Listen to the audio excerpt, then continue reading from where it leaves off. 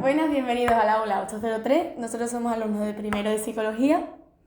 Y bueno, ¿qué tal? ¿Cómo estáis? Yo soy Mireia y estoy acompañada de Maika, Guille, Alberto y Andrea. ¿Qué tal vosotros? ¿Cómo estáis? Pues mira, yo hoy estoy un poco enfadada, la verdad.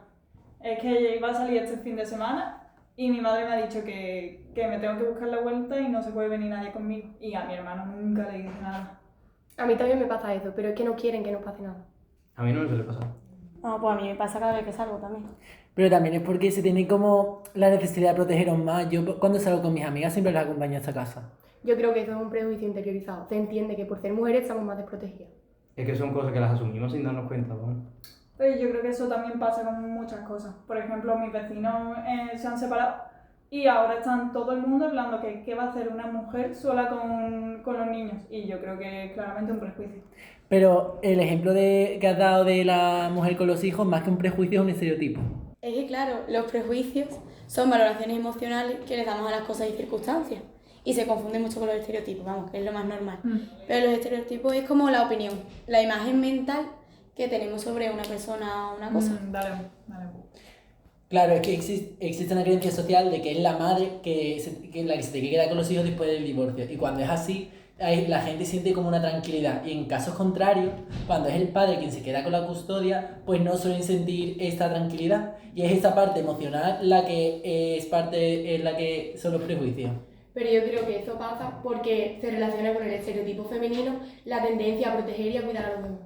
Hablando de estereotipos, me acabo de acordar, hay un programa que siempre vemos en mi casa en el que hay una chica que no hace ninguna función como tal. O sea, yo siempre pensaba que está ahí porque cumple con un estereotipo o es una forma de atraer a la audiencia o dar buena impresión, vamos. A ver, pero realmente, aunque también es verdad que ella cumple como con el estereotipo femenino de que es delgada, alta, tiene el pelo largo, también creo que hay un punto de discriminación porque nunca van a elegir a una persona que no cumple con esa apariencia. Sí, se están teniendo comportamientos prejuiciosos que están diferenciando unos a otros sin realmente ningún motivo aparente. Sí. Y eso es claramente la discriminación. Mi abuela, siempre que ve ese programa, dice que le hubiese encantado ser presentadora o reportera o algo así. Lo que pasa es que nunca ha podido estudiar, siempre ha tenido que dedicarse a la costura. Sí, antes las cosas eran así. Yo conozco el caso de una mujer que se llama Concepción Arenal, que para poder estudiar en España tuvo que hacerse pasar por un hombre. Pero que vamos, que la Conchi después de estudiar Derecho llegó a ser periodista e incluso lo ejerció, que ahora en paz descanse. A ver, es que damos por hecho en verdad que ahora todos y todas podemos estudiar, pero es que en España hasta 1910 las mujeres no podían. Y ya no es el hecho de que no pudiesen estudiar, sino que las pocas que han podido no han sido valoradas. Este tipo de discursos llegaban hasta la política. Incluso Madariaga llegó a decir que la idea de la mujer culta es solo para mayor goce del marido, para entretenerse con sus conocimientos, pero sin que eso ponga en peligro su superioridad. A ver, a las mujeres solamente se les valora su educación, o si eran enfermeras o profesoras, que eran profesiones que se consideraban como femeninas. Y es que actualmente la división de estas carreras femeninas también sigue siendo muy notable, vamos. Por ejemplo, en Cádiz las mujeres que estudian ingeniería en 2023, 179 a comparación con 549 hombres, notable. Claro, es que eso hace que, por ejemplo, trabajos como la ingeniería justamente se asocie a los hombres y trabajos, por así decirlo, más asistenciales con las mujeres. Sí. Ahora al menos hay puestos de trabajo que se asocian a las mujeres. Antes ni eso, no se les dejaba trabajar, solo trabajaban los hombres. No fue hasta que se vieron prácticamente obligadas para sobrevivir porque los hombres estaban en la guerra que se les dejó. A ver, pero no nos podemos conformar con tan poco. Es verdad que desde ese momento se ha discriminado a la mujer en ese sentido y ahora hay leyes que nos protegen, pero vamos, que no hace falta investigar mucho para darse cuenta de que sí que hay algo de discriminación. ¿Y existen leyes específicas para ello? Sí. Y tanto, de hecho en el Estatuto de los Trabajadores se recoge la prohibición de discriminar a cualquier trabajador de manera directa e indirecta, concretamente en el artículo 17.1. También la Ley Orgánica de marzo del 2007 respalda específicamente a la mujer recogiendo la igualdad de ambos géneros, tanto en todos los ámbitos de la vida cotidiana, también incluyendo el ámbito laboral, pero aún así necesitamos más leyes, no son suficientes estas que tenemos. Es que aunque haya una ley que en la que diga que los hombres y las mujeres sean iguales, las leyes en sí no suelen cumplirse al 100% en la vida cotidiana. Hay muchos puestos de trabajo en el que una mujer y un hombre, dependiendo de quién lo haga, tienen sueldos completamente distintos. De hecho, hemos preparado una encuesta que se la hemos pasado alrededor de unas 50 personas y hemos podido ver que no suele existir una diferencia, pero cuando la hay siempre suelen ser los hombres los que suelen cobrar más. Además, nuestros resultados están confirmados por diversos estudios ya comprobados a nivel europeo. O sea que no solo ocurre en nuestro entorno, va mucho más allá. Es que desde el momento en el que las mujeres estamos estudiando, aspiramos a un sueldo inferior que al de los hombres. Eso quiere decir que nosotras mismas somos conscientes y estamos expuestas a esa realidad social. Y también quiere decir que ya sabemos que el valor que socialmente se le da a nuestro trabajo es menor. Que aunque hay mujeres en puestos de responsabilidad, esto sucede en menos casos que con los hombres. Pero en parte se debe a que esa mayor responsabilidad suele ir asociada a los altos cargos. O sea, tiende a acompañar a salarios más altos, es evidente. Pero sí que es verdad que hay más hombres en altos cargos que mujeres. Eso mismo lo hemos reflejado en nuestra encuesta, en la que hemos puesto una parte en la que abarcamos la responsabilidad. En esta, la mitad de personas decían que había una diferencia entre hombres y mujeres y que el 35% decían que son los hombres los que tienen puesto mayor responsabilidad y solo un 15% diciendo que son las mujeres que tienen esta mayor responsabilidad. Pero debemos tener en cuenta que desde el 15% son puestos que socialmente se asocian a las mujeres, como limpiadora, costurera, encargada de tiendas de ropa. De hecho, las mujeres tienen más dificultad en ascender en el ámbito laboral y esto se suele deber a lo del techo de cristal. Yo eso ya lo he escuchado antes, pero la verdad es que no tengo muy claro qué es lo que significa. Pues mira, básicamente son como normas no escritas que dificultan o impiden ascender a las mujeres en las empresas. Entonces, estas no se reflejan en leyes, sino en actitudes como puede ser, por ejemplo, un reparto desigual de las cargas familiares, unas políticas de empresa que no son suficientemente inclusivas o, por ejemplo, el mero sexismo. Claro, es que por eso quizás esa dificultad para ascender es lo que hace que haya menos mujeres en los puestos de trabajo de responsabilidad. Y volviendo a lo que hablábamos antes, estos puestos ofrecen una mayor recompensa económica y es lo que hace que los hombres pues tengan un mayor salario. Sí. Pero eso realmente es un problema bastante importante, porque no es solo que mujeres que realmente se merezcan el ascenso no hayan podido ascender, sino que también las mujeres que estén realmente cualificadas para los trabajos de alta responsabilidad se sienten desmotivadas y abandonan la idea de llegar a los puestos altos. Claro, y también lo hemos visto, por ejemplo, en la encuesta que hemos hecho, que aparece como del porcentaje de las personas que aspiran a un ascenso, el 30 o el 35% más o menos son mujeres y el resto son hombres. Y hablando de porcentajes, de lo que estábamos hablando antes, el Instituto Nacional de Estadística realiza encuestas de estructura laboral cada 4 años y si analizamos el salario medio cobrado por hombres y mujeres, vemos que hasta 2008 tanto los sueldos de los hombres como los de las mujeres aumentan, sin ninguna gran diferencia. Sin embargo, a partir de 2008 la diferencia se hace cada vez mayor, pero los de las mujeres no disminuyen, sin embargo tampoco aumentan, pero el de los hombres sí aumentan. Pero entonces, aunque cada vez nos esforzamos más para alcanzar la igualdad, los datos reales no reflejan lo mismo. No reflejan lo mismo. Igual que antes hablábamos de que las mujeres tienden a amontonarse en ciertas carreras a la hora de estudiar, también tienden a amontonarse laboralmente en los trabajos en ciertos sectores y siempre desempeñan más o menos el mismo tipo de puestos laborales. Es que socialmente tenemos como he distribuido como los trabajos que son trabajos de hombres y trabajos de mujeres y cuando hablamos de un sector laboral o un trabajo se nos viene un género u otro. Es que si pensamos en un trabajo relacionado, por ejemplo, con la agricultura o la ganadería, solemos tender a pensarlo o asociarlo más bien con hombres. Son trabajos que se suelen asociar al sector masculino por la dureza, no tanto a las mujeres. Claro, y por eso también cuando pensamos, por ejemplo, en la peluquería, pensamos en mujeres, no se nos viene a la cabeza un hombre.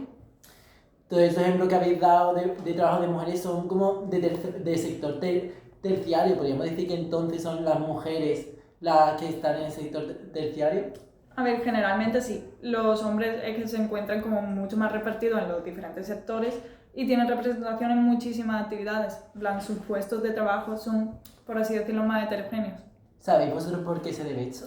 Yo creo que hay muchos factores que pueden influir en eso, pero principalmente la educación. Por ejemplo, ahora que van a llegar los reyes, es lo más normal que a una niña se le regale una cocinita y a un niño un coche de carrera. A ver, esto que has dicho se llama socialización de género. A la hora de contratar a mujeres se asume que se encargan de la casa y la familia y por ello se les suele dar un puesto de menor tiempo y responsabilidades. Claro, y es que por eso también se cree que los hombres tienen más independencia en ese sentido, por lo que las profesiones más valoradas suelen ser ellos la mayoría en vez de las mujeres. El problema es que todo esto haya sido aceptado por la sociedad. Entonces podemos decir que los principales motivos de esta situación son las diferencias de género que se establecen en la enseñanza y la educación y las actitudes sociales? Sí, es que hemos interiorizado esta idea como parte de nuestra cultura y hacemos la diferenciación sin darnos cuenta. Bueno, vale, sí. Los prejuicios, estereotipos y discriminación existen, pero ahora que sabemos esto, tendríamos que buscar una solución. Tiene que haber algo que podamos hacer para acabar con ellos o por lo menos para usarlo a nuestro favor. A ver, que sí, lo que pasa es que es muy complicado, porque los tenemos tan arraigados que se van pasando de generación en generación sin querer y sin darnos cuenta. Yo creo que es demasiado complicado por lo que dice Mireia. Realmente son como hereditarios. Si una persona crece escuchando a su padre decir que las mujeres conducen mal, cuando hay un accidente o pasa algo en la carretera, va a pensar que es una mujer la que lo va a provocar. Ya. Pero aún así es que los estereotipos son necesarios porque nosotros no podemos conocer a todas las personas de un grupo. Que si, por ejemplo, un día conoces a una persona y cuando estás con ella solamente criticas a los demás, eso hace que te creas una imagen de ella y que a lo mejor no quieras llegar a conocer al resto de su grupo de amigos porque llegues a pensar que son iguales. Entonces este estereotipo te puede servir para evitar una mala pasada. Exactamente. Aunque haya un prejuicio de que los estereotipos son malos, al fin y al cabo estos son importantes en nuestro día a día. Que además nuestro cerebro explotaría si tenemos que contar todas las individualidades de cada uno. Incluso estos estereotipos nos pueden ayudar a ahorrar energía, que es que conocer a las personas es un gasto de tiempo y trabajo importante. Es que si no tuviéramos estos estereotipos no seríamos capaces de saber lo que pasa en el mundo. Por ejemplo, si hablamos de África, lo primero que se te viene a la cabeza es pobreza, tribus, niños con desnutrición, como por ejemplo los anuncios de Save the Children. Aunque sabemos que esto no es así en todas partes, es cierto que el estereotipo nos ayuda a saber que hay personas que realmente sí sufren estas condiciones.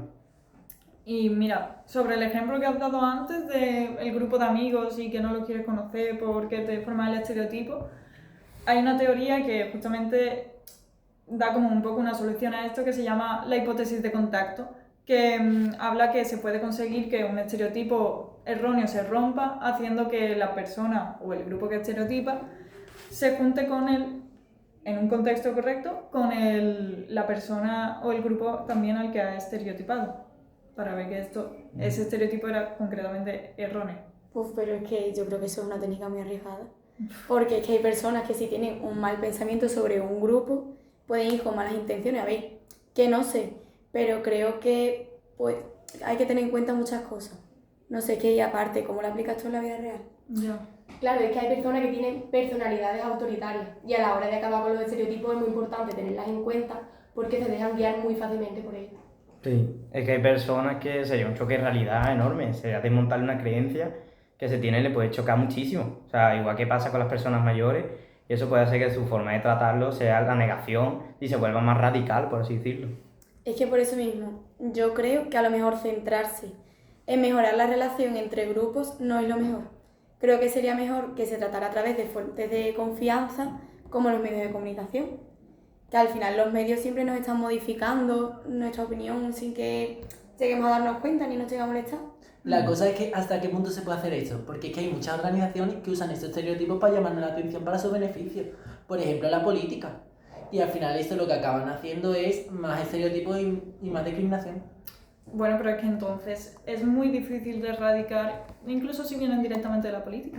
Ya, quizá la situación podría mejorar si se promueve la autoconciencia y nosotros mismos nos paramos a pensar si estamos teniendo actos prejuiciosos o no. Aunque también desde los medios de comunicación quizás podría ser un tema que se tratase más y socialmente estaría más aceptado y nos lo plantearíamos más.